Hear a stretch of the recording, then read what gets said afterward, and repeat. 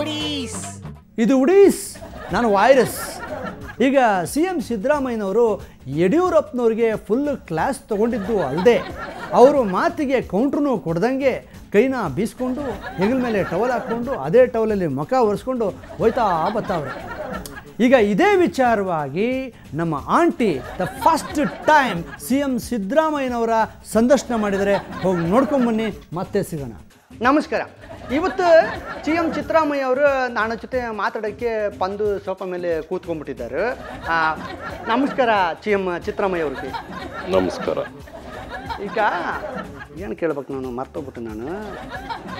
ಈಗ ಸಿದ್ದರಾಮಯ್ಯ ಸರ್, ಈ ಯಡಿಯೂರಪ್ಪ ಸರ್ ಚಾದಿ ಭಾಗ್ಯ ಅಂತ ಹೇಳ್ಕೊಂಡು ಅವರು ಭಾಳ ದಿವಸದಿಂದ ತರಣಿ ಕೂತ್ಬಿಟ್ಟಿದ್ದಾರೆ. ಇಷ್ಟೆಲ್ಲ ಮಾಡ್ತೀನಿ ನಾನು, ನನಗೆ ಒಂದೇ ಒಂದು ರೆಸ್ಪಾನ್ಸ್ ಮಾಡ್ತಿಲ್ಲ ಅಂತ ಭಾಳ ಫೀಲ್ ಆಗಿಬಿಟ್ಟು ಸಣ್ಣ ಆಗಿಬಿಟ್ಟಿದ್ದಾರೆ. ಇದಕ್ಕೆ ನಿಮ್ಮ ಒಂದು ರೆಸ್ಪಾನ್ಸ್ ಏನು ಅಂತ ನಮಗೆ ಗೊತ್ತಾಗಬೇಕು ಸಿದ್ದರಾಮಯ್ಯ ಸರ್. ನೋಡ್ರಿ, ಈಗ ಅವರು ಕೇಳಿದ್ರು ಅಂದ್ಬಿಟ್ಟು ನಾವು ಇಮಿಡಿಯೇಟಾಗಿ ಕೊಟ್ಬಿಟ್ರೆ ನಮಗೆ ವ್ಯಾಲ್ಯೂ ಇರೋಕ್ಕಿಲ್ಲ. ಅದಕ್ಕೆ ನಾವೇನು ಮಾಡ್ತೀವಿ ಅಂದರೆ, ಈಗ ಕೊಡ್ತೀವಿ, ಆಗ ಕೊಡ್ತೀವಿ, ಆಮೇಲೆ ಕೊಡ್ತೀವಿ ಅಂದ್ಬಿಟ್ಟು ಹಂಗೆ ಕಾಗೆ ಹಾರಿಸ್ತಾ ಇರ್ತೀವಿ. ಅವರು ನೋಡೋಗಂಟ ನೋಡ್ಬಿಟ್ಟು ಈ ವೈನ್ ಸವಾಸವೇ ಬೇಡ ಅಂತ ಹೋಗ್ಬಿಡ್ತಾರೆ. ಆಮೇಲೆ ಯಾವುದಕ್ಕೂ ಇರಲಿ ಇನ್ನೊಂದು ಸಲ ಕೇಳುವ ಅಂದ್ಬಿಟ್ಟು ಲಾಸ್ಟ್ ಒಂದು ಸಲ ಬರ್ತಾರೆ. ನಮಗೂ ಮೂಡಿದರೆ ಜೈ ಅಂತೀವಿ, ಇಲ್ಲಾಂದರೆ ಮನೆ ಕಡೆಗೆ ಹೋಗಿ ಅಷ್ಟೇ.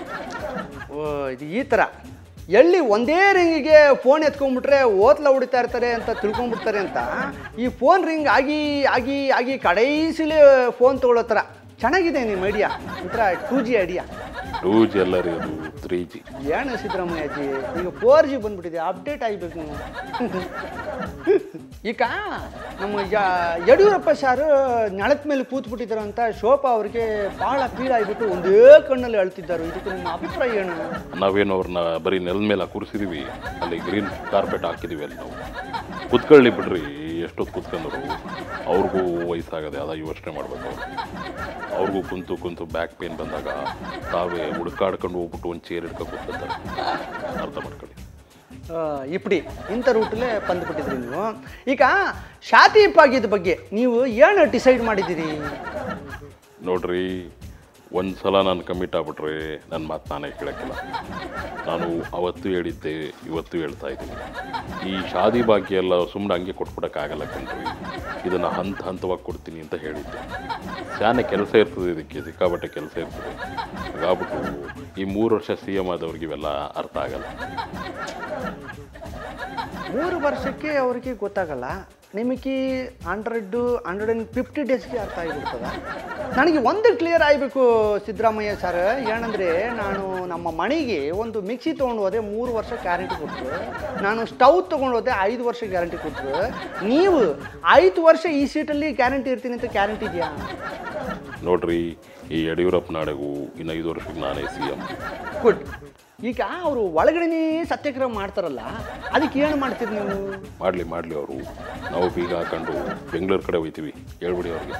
ಇದು ಇವತ್ತಿನ ನಮ್ಮ CM ಸಿದ್ದರಾಮಯ್ಯ ಅವರ ಮನೆ ಆಳದ ಮಾತುಗಳು. ಅಬ್ಬಬ್ಬಬ್ಬಬ್ಬ, ನಮ್ಮ CM ಸಿದ್ದರಾಮಯ್ಯನವರು ಇಷ್ಟೊಂದು ಸೀರಿಯಸ್ ಅಂತ ಗೊತ್ತಿರಲಿಲ್ಲ. ಇದು ಓವರ್ ಟು ಸೆಲ್ಲಂ ಚೆನ್ನೈ ಸ್ಟುಡಿಯೋ.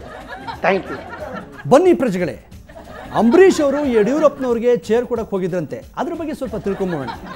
ಇದ್ರ ಬಗ್ಗೆ ತಿಳ್ಕೊಳ್ಳೋದಕ್ಕೆ ನೇರ ಸಂಪರ್ಕದಲ್ಲಿದ್ದಾರೆ ಸುವರ್ಣ ಸೌಧದಿಂದ ಅಂಬರೀಷ್ ಅವರು. ನಮಸ್ಕಾರ ಅಂಬರೀಷ್ ಅವರೇ. ನಮಸ್ಕಾರ. ಏನು ನೀವು ಯಾರು ಯಡಿಯೂರಪ್ಪನವ್ರನ್ನ ಬಿಡೋಂಗೆ ಕಾಣಿಸ್ತಾ ಇಲ್ವಲ್ಲ, ಏನು ಸಮಾಚಾರ? ಏನು ಬಿಡಂಗೆ ಕಾಣ್ತಾ ಇಲ್ವಾ? ನಾವೇನು ಅವ್ರನ್ನ ಹಗ್ಗ ಕಟ್ಟಾಕೊಂಡಿದೀವ? ನಿಮ್ದೊಳಗೆ ಕಥೆ ಐತಲ್ರಿ. ಛೇ ಛೇ ಛೇ ಛೇ ಛೇ, ಹಗ್ಗ ಹಾಕಿ ಕಟ್ಟಾಕಿಲ್ಲ. ಅವರ ಶಾದಿ ಭಾಗ್ಯದ ವಿಚಾರವನ್ನು ಹಗ್ಗ ಹಾಕಿ ಎಳಿತಾ ಇದ್ದೀರಲ್ಲ, ಅದ್ರ ಬಗ್ಗೆ ಕೇಳಿದೆ. ಈಗೇನು ನಮ್ಮ ಯಡಿಯೂರಪ್ಪನವರು ನಿಂತ್ಕೊಂಡು ಧರಣಿ ಮಾಡ್ತಿರೋದನ್ನ ನಿಲ್ಲಿಸ್ಬಿಡ್ಬೇಕಾ ಅಥವಾ ಮುಂದುವರಿಸ್ಬಿಡ್ಬೇಕಾ? ನೋಡ್ರಿ, ಮಾತ್ರ ಬರೀ ಶಾದಿ ಭಾಗ್ಯ, ಅನ್ನದ ಭಾಗ್ಯ ಬರೀ ಇದೇ ಆಗೋಯ್ತು. ಅದನ್ನೆಲ್ಲ ಬಿಟ್ಟು ಈ ರಾಜ್ಯದ ಬಗ್ಗೆ ಯೋಚನೆ ಮಾಡೋಕ್ಕೆ ಹೇಳಿ, ಆ ಸುವರ್ಣ ಸೌಧದಿಂದ ಹೊರಗಡೆ ಬರೋಕ್ಕೆ ಹೇಳಿ. ಮೊದಲು ಇಲ್ಲಿ ನಮ್ಮ ಕನ್ನಡ ಚಳವಳಿಗಾರರು ಕನ್ನಡಕ್ಕೋಸ್ಕರ ಎಷ್ಟು ಹೋರಾಟ ಮಾಡ್ತಾ ಇದ್ದಾರೆ. ಹಿರಿಯರಾದ ಇವರೇ ಹಿಂಗೆ ಕುತ್ಕೊಂಬಿಟ್ರೆ ಹೆಂಗೆ? ಇವ್ರು ಬಂದು ನಮ್ಮನ್ನು ಹುರಿದುಂಬಿಸ್ಬೇಕು, ನಮ್ಮ ಯುವಕರನ್ನೆಲ್ಲ ಒಂದುಗೂಡಿಸಿ ನಮ್ಮ ನಾಡಿಗೋಸ್ಕರ ಒಗ್ಗಟ್ಟಾಗಿ ನಾವೆಲ್ಲ ಹೋರಾಡಬೇಕು ಅನ್ನೋ ಒಂದು ಮಾತು ಬರ್ತಾ ಇಲ್ವಲ್ರಿ. ಮಾತಿದ್ರೆ ಬರೀ ಶಾದಿ ಭಾಗ್ಯ ಅಂತ ಕೂತ್ಕೊಂಡ್ರೆ ನಾವೇನು ಮಾಡೋಕ್ಕಾಗಲ್ಲ. ಹೌದೌದು, ಈ ವಿಷಯನ ನಿಮ್ಮ ಹತ್ರನೇ ಕೇಳಬೇಕು, ನೀವೇ ಸರಿ ಉತ್ತರ ಕೊಡೋದಕ್ಕೆ. ಈ ಸಂಭಾಜಿ ಪಾಟೀಲ್ದು ಏನು ಕತೆ, ಏನು ಕಿರಿಕು? ನೋಡ್ರಿ, ಅವ್ರು ಮಾಡೋ ಕಿರಿಕರನ್ನೆಲ್ಲ ನೋಡ್ಕೊಂಡು ಕಣ್ಣು ಮುಚ್ಕೊಂಡು ಕುತ್ಕೊಳ್ಳೋಕ್ಕೆ ನಮ್ಮನ್ನು ಏನು ಅನ್ಕೊಂಡಿದ್ರು. ಅಂಬರೀಷ್ ಯಾವತ್ತಿದ್ರು ಕನ್ನಡ ಭಾಷೆ, ಕನ್ನಡ ನೆಲ ಅಂತ ವಿಷಯ ಬಂದರೆ ಹೋರಾಟಕ್ಕೆ ಸದಾ ಸಿದ್ಧ. ಯಾಕಂದರೆ ನಾವು ಕನ್ನಡಿಗರು, ಮೊದಲು ನಾವು ಕನ್ನಡಕ್ಕೋಸ್ಕರ ನಿಂತ್ಕೋಬೇಕು. ಅದನ್ನು ಬಿಟ್ಟು ಇವ್ರು ಮಾತಾಡ್ಕೊಂಡು ಜಗಳ ಮಾಡ್ಕೊಂಡು ಕಿರಿಕ್ ಮಾಡಿದ್ರೆ ನಮ್ಗೆ ಯಡಿಯೂರಪ್ಪನವ್ರು ಮೊದಲೇ ಕೂತ್ಕೊಳ್ಳಲ್ಲ ಅಂತ ಒಂದು ಚೇರ್ ಬಿಟ್ಬಿಟ್ಟವ್ರೆ. ಆ ಚೇರ್ನೇ ತಗೊಂಡು ಬಾರಿಸ್ಬೇಕಾಯ್ತದೆ ಅವ್ರಿಗಷ್ಟೇ. ಮ್ಯಾಟ್ರು ಹಿಂಗಿರುವಾಗ ನೀವೇ ಯಡಿಯೂರಪ್ಪನವ್ರಿಗೆ ಚೇರ್ ಹಾಕಿ ಕೂರ್ಸೋಕೆ ಹೋಗಿದ್ರಿ. ಎಲ್ಲಿವರೆಗೂ ಬಂತು ಯಡಿಯೂರಪ್ಪನವ್ರಿಗೆ ಚೇರ್ ಹಾಕಿ ಕೂರ್ಸೋ ಕೆಲಸ? ಅಲ್ಲ, ನಾನು ಏನೋ ವಯಸ್ಸಲ್ಲಿ ದೊಡ್ಡವರು, ಅವರು ಹಿರಿಯ ರಾಜಕಾರಣಿ, ಮರ್ಯಾದೆ ಕೊಡೋಣ ಅಂತ ಮಾನವೀಯ ದೃಷ್ಟಿಯಿಂದ ಕರ್ಕೊಂಡು ಬಂದು ಕೂರಿಸಿದ್ರೆ ಗೆದ್ದು ಬಿಡೋದ ಪಾರ್ಟಿ. ನಾವೇನು ಸೀಟ್ ಬೆಲ್ಟ್ ಹಾಕಿ ಕೂರ್ಸೋಕ್ಕಾಗುತ್ತೆ? ಏನೋ ಹೋಗ್ಲಿ ಅಂದ್ಬಿಟ್ಟು ಮತ್ತೆ ಲಬ ಅಂತ ಬಾಯಿ ಬಡ್ಕೊಂಡು ಪುನಃ ಕರ್ಕೊಂಡು ಕೂರಿಸ್ತೀವಿ. ಎಷ್ಟು ಸಲ ಅಂತ ನಾನು ಕೂರಿಸ್ಲಿ, ನನಗೂ ತಲೆ ಕೆಟ್ಟಿತ್ತು. ಅವ್ರು ನಿಂತಿರಲಿ ಬಿಡ್ರಿ, ಅವರು ಎಷ್ಟೊತ್ತೊಂದು ನಿಂತ್ಕೊಳ್ಳೋಕ್ಕಾಯ್ತದೆ. ಅಲ್ಲ, ನೀವು ಹೇಳೋದಕ್ಕಿಂತ ಸಿದ್ದರಾಮಯ್ಯನವರು ಆ ಪ್ರಯತ್ನ ಪಟ್ಟಿದ್ರೆ ಮೋಸ್ಟ್ಲಿ ಅವರು ಕೂತಾ ಇದ್ರು ಏನಪ್ಪ. ನಿಮ್ದೊಳೆ ಕತೆ ಆಯ್ತಲ್ರಿ, ಅವರು ಕೂತ್ಕೊಂಡ್ರೆಷ್ಟು ಬಿಟ್ರೆಷ್ಟು. ಅದನ್ನು ಬಿಡ್ರಿ. ನೋಡಿ, ಅವರು ನಿಜವಾಗ್ಲೂ ನಮ್ಮ ಕರ್ನಾಟಕದ ಮಾಜಿ CM ಆಗಿದ್ದರೆ ನಮ್ಮ ಕನ್ನಡದ ಬಗ್ಗೆ ಹೋರಾಡಕ್ಕೆ ಕೇಳ್ರಿ, ಕನ್ನಡ ಉದ್ಧಾರ ಮಾಡೋಕ್ಕೆ ಕೇಳಿ. ಅದನ್ನು ಬಿಟ್ಟು ಬರೀ ಶಾದಿ ಭಾಗ್ಯ ಅನ್ನೋದು ಅದೊಂದೇ ಅಲ್ಲ, ಗೊತ್ತಾಯ್ತಾ? ಓ, ನಮ್ಮ ಕಡೆಯಿಂದ ಇನ್ವಿಟೇಷನ್ ಕೊಟ್ಬಿಡಿ ಅಂತ ಹೇಳ್ತಾ ಇದ್ದೀರಾ. ಕರೆಕ್ಟ್ ಬಿಡಿ. ಆದರೂ ನಮ್ಮ ಯಡಿಯೂರಪ್ಪನವರು ಇನ್ನೂ ಸಾಕಷ್ಟು ತಿಳ್ಕೋಬೇಕು ಕಂಡ್ರೆ. ಕರೆಕ್ಟು. ನೀವು ಇನ್ನೂ ತಿಳ್ಕೋಬೇಕು ಅಂತಂದರೆ ವೆಯ್ಟ್ ಮಾಡಲೇಬೇಕು.